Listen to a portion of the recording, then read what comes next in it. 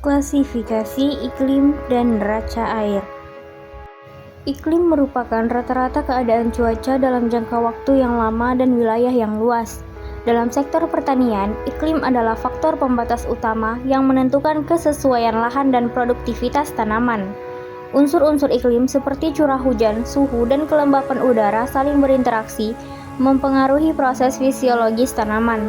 Tanpa pemahaman mendalam tentang pola iklim, resiko kegagalan panen akibat ketidakpastian cuaca akan semakin tinggi. Neraca air merupakan gambaran sirkulasi air di suatu wilayah yang mencakup input atau curah hujan dan output atau evapotranspirasi, limpasan, dan infiltrasi. Klasifikasi iklim diperlukan untuk mengelompokkan wilayah-wilayah berdasarkan karakteristik atmosfer yang serupa. Di Indonesia, metode klasifikasi yang paling umum digunakan adalah Alderman dan Schmidt-Ferguson. Klasifikasi Alderman adalah menitik beratkan pada ketersediaan air yang dibutuhkan oleh tanaman pangan, padi, dan palawijaya dengan menghitung jumlah bulan basah dan bulan kering secara berturut-turut.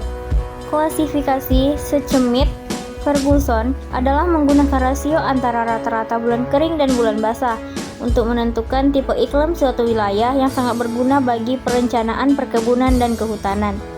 1. Mengetahui cara mengklasifikasikan curah hujan berdasarkan data iklim. 2. Menganalisis kondisi surplus dan defisit air melalui neraca curah hujan. Alat dan bahan yang digunakan saat praktikum adalah laptop, handphone, dan juga alat tulis. Analisis klasifikasi iklim merupakan instrumen krusial dalam menentukan kesesuaian komoditas pertanian, di mana metode Schmidt-Ferguson dan Alderman menjadi acuan utama di Indonesia. Dalam kurun waktu 5 tahun terakhir, 2021 sampai 2026, pola curah hujan di Indonesia mengalami fluktuasi ekstrim akibat dinamika fenomena global seperti La Nina dan El Nino. Badan Meteorologi, Klimatologi, dan Geofisika 2024.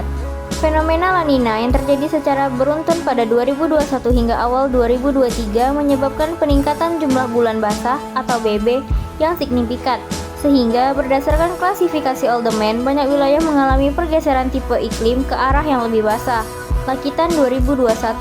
Hal ini mempengaruhi ketersediaan air di lahan secara melimpah, namun juga meningkatkan resiko pencucian hara pada tanah akibat intensitas hujan yang melampaui kapasitas infiltrasi tanah. Sebaliknya, memasuki periode 2023 hingga 2025 terjadi transisi menuju fase El Nino yang menyebabkan musim kemarau menjadi lebih panjang dan intensitas curah hujan menurun drastis di berbagai wilayah.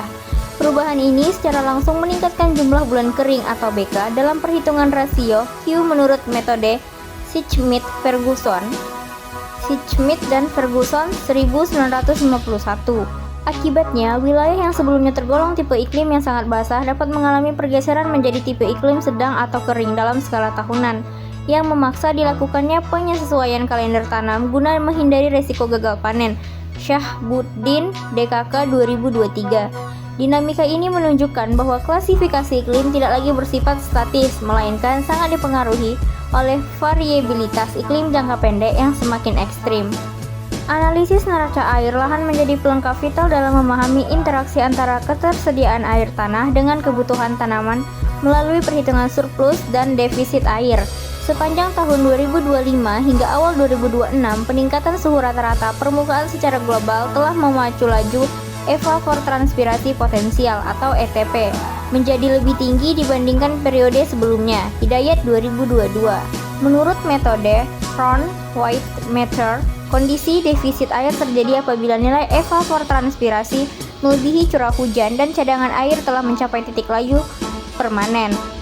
White dan Matter 1955. Data 5 tahun terakhir menunjukkan bahwa periode defisit kini datang lebih awal dan bertahan lebih lama, sehingga penggunaan teknologi, pemantauan kelembapan tanah, dan manajemen irigasi presisi menjadi kebutuhan mendesak bagi praktisi agroteknologi untuk menjaga stabilitas produksi pangan. 1.1 Data curah hujan 10 tahun Kota Bandung dari tahun 2015 sampai 2024, dari bulan Januari hingga bulan Desember. 1.2 Klasifikasi data curah hujan 10 tahun terakhir. Setelah mendapatkan rata-rata data curah hujan 10 tahun terakhir dari Kota Bandung, lalu klasifikasikanlah curah hujan masuk ke dalam bulan kering, bulan basah, atau juga bulan lembab, sesuai dengan angka ketentuan dari bulan basah, bulan kering, dan juga bulan lembab. 1.3 Klasifikasi Alderman. Setelah dilihat dari data, hasil yang didapatkan, bulan lembab atau BL terjadi pada bulan Juni dan September. Bulan basah terjadi pada bulan Januari, Februari, Maret, April, Mei, Oktober, November, dan Desember. Sedangkan bulan kering terjadi pada bulan Juli dan Agustus. Berdasarkan klasifikasi Alderman Kota Bandung menurut Alderman dengan tipe B dalam kurung basah, jadi tanaman yang cocok ditanam di Kota Bandung adalah padi, jeruk, kacang tanah, kelapa sawit, dan teh atau kopi. 1.4 Data curah hujan ET. Pada tabel di sini ada bulan Januari sampai Desember, tertera berapa curah hujan per bulannya dan ketentuan ET 120. Untuk mendapatkan atau mengetahui angka P kurang ET adalah sesuai dengan rumusnya curah hujan atau P dikurangi dengan ET 120. Setelah mengetahui hasil dari P kurang ET, lalu kita bisa menentukan kondisi.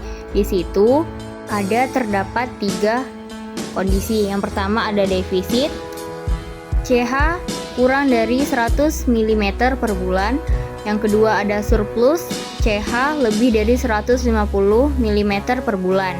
Dan juga seimbang, CH sama dengan ET. Tapi tabel data yang digambar ini hanya terdapat 2 kondisi, yaitu surplus dan defisit. Dari data tersebut mendapatkan hasil bahwa surplus terjadi pada bulan Januari sampai Mei, Juli, September, November, dan Desember. Sedangkan defisit Juni, Agustus, dan Oktober. 1.5 Menentukan potensi defisit air. Interpretasi hasil defisit air bulan Juni, Agustus, dan Oktober. Jadi, pada bulan Juni, Agustus, dan Oktober itu disebabkan oleh kurangnya curah hujan. 1.6 Rekomendasi pola tanam. Di sini terbagi menjadi 3 pola tanam. Yang pertama, pola tanam tanpa irigasi teknis. Kedua, pola tanam 2 dengan irigasi baik. Dan yang ketiga, pola tanam 3 tanaman alternatif. Ya, musimnya masing-masing dari musim hujan, akhir musim hujan, dan musim kemarau. Penentuan bulan pada tabel itu sesuai dengan hasil yang didapatkan dari data sebelumnya. Dan untuk tanaman yang cocok ditanami juga berbeda-beda dari cara pola tanam yang berbeda dengan musim-musim yang berbeda. Di gambar ini terdapat data bulan dan juga angka hasil P dikurang ET dari data sebelumnya. Gambar ini adalah grafik dan tabel yang menunjukkan neraca air bulanan berdasarkan selisih antara curah hujan dan evapotranspirasi.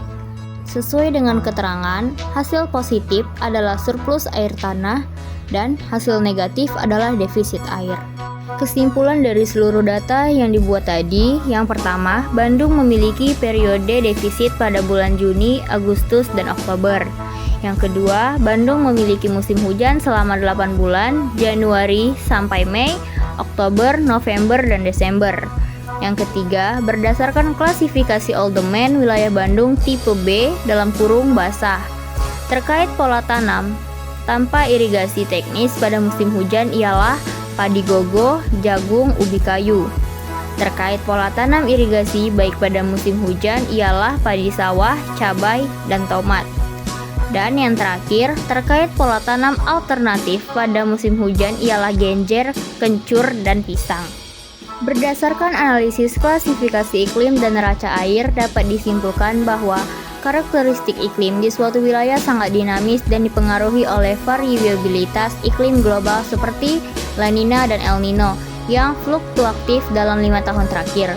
Penggunaan metode Schmidt, Ferguson, dan Alderman terbukti sangat krusial untuk meletakkan pergeseran bulan basah dan kering guna menentukan kesesuaian lahan secara akurat. Selain itu, perhitungan neraca air memberi informasi vital mengenai periode surplus dan defisit air tanah yang menjadi landasan utama dalam penyusunan kalender tanam dan manajemen irigasi yang presisi. Secara keseluruhan, integrasi kedua analisis ini merupakan strategi adaptasi yang sangat penting bagi praktisi agroteknologi untuk memitigasi risiko kegagalan panen akibat perubahan iklim yang ekstrim. I just had to let you know you're